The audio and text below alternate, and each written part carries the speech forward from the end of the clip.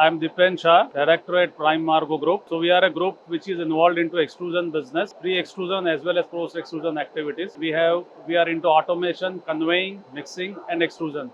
So we give customers a complete solution regarding extrusion applications of making PVC pipes, HDPE pipes, compounding.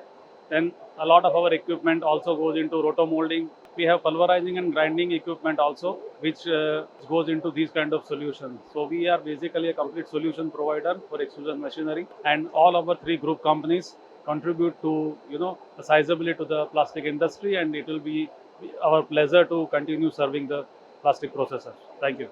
HIPLEX, this time we saw that yesterday, the first day was, we didn't find so many visitors as we used to normally. Today, the flow of visitors is there.